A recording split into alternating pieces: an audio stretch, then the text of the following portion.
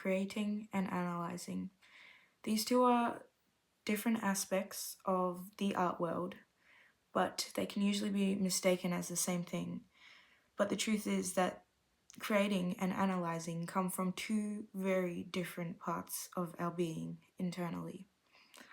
And I wanted to share some of my insights on that because I feel that knowing the difference makes it easier to understand a process which doesn't have a start to finish, which is intuitive at the best of times, and also analyzing at the best of times. It's to know when to employ each one to allow your work to steadily flow through you, because creating is being open and vulnerable, but analyzing is dissecting and understanding, which oppose each other.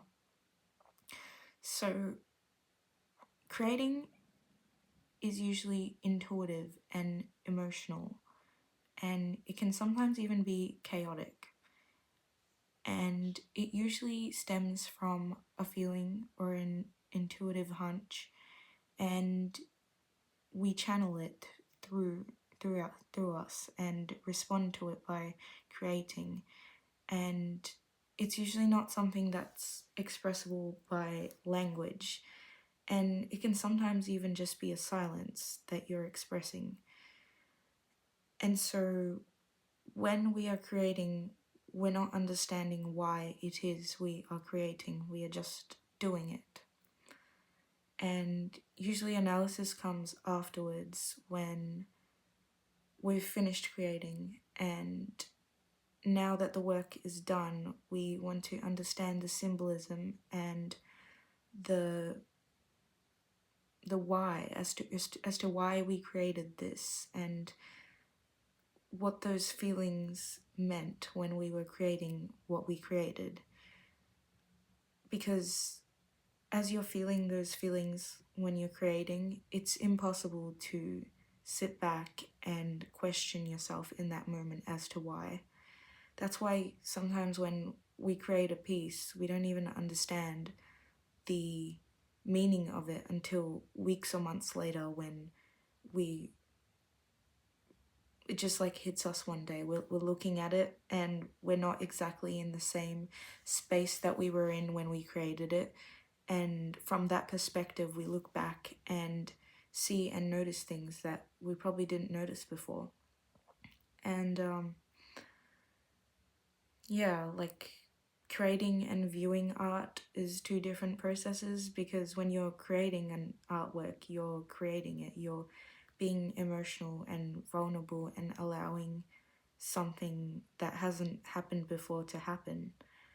But when you're viewing an artwork, you're witnessing that process and understanding it, and the two just can't coexist.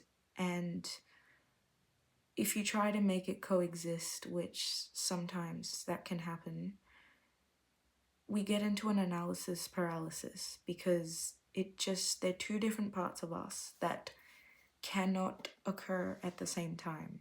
They oppose each other, and both are really important, and both have their time, and both have their reason as well. I do have some notes here which I am just viewing to make sure I say everything I need to say. Analyzing is structured. It is a conscious process that comes afterwards, and creating is subconscious. The analysis part of creating, that's when we start to associate language with what was previously in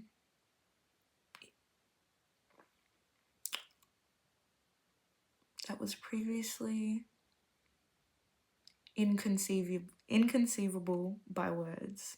I think that's where I'm going to go with that.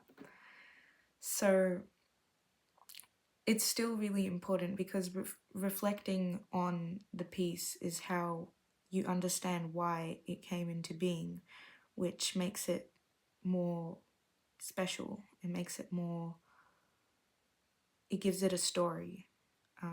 And so there's been times I do a lot of self-portraits, and there's been times where I make a self-portrait and then it's not until weeks or months later I notice that the color scheme I used, or the expression on the face, or the posture of the person in it, myself, um, starts to convey things to me that I didn't notice before. And in doing this, I began to realize that there were certain things that I had witnessed subconsciously and knew, but didn't actualize into my awareness to be able to speak about.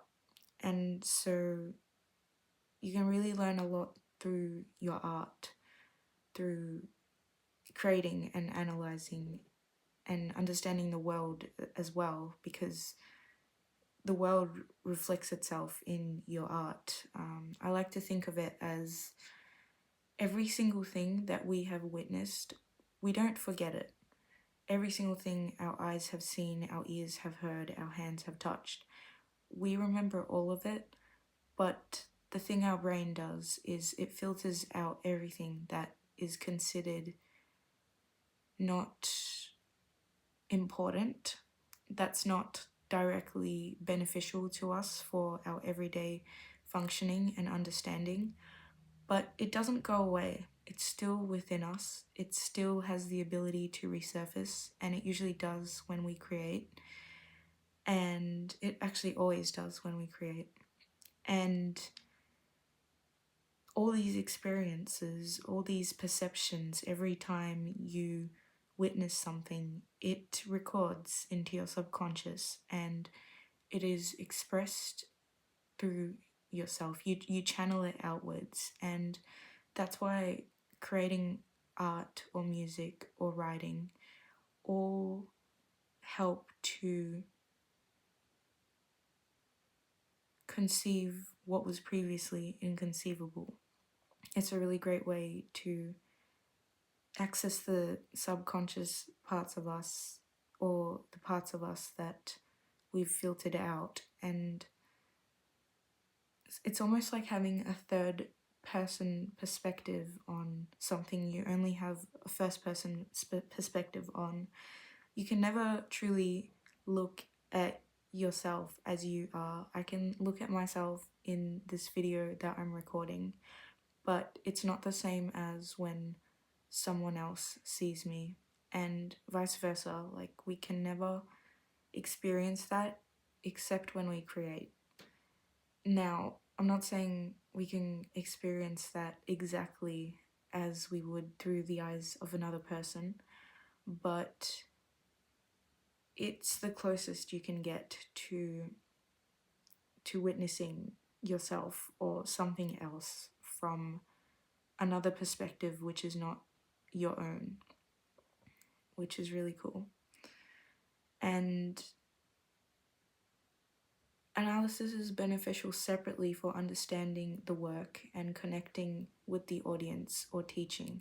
So, like I said, when we analyze a work, we begin to understand the components of it, and then we begin to connect with people that also see this understanding.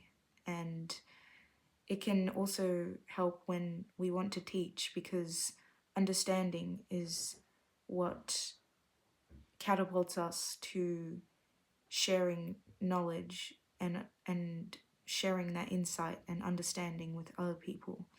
And then that understanding is filtered through your lens, your personal lens of understanding.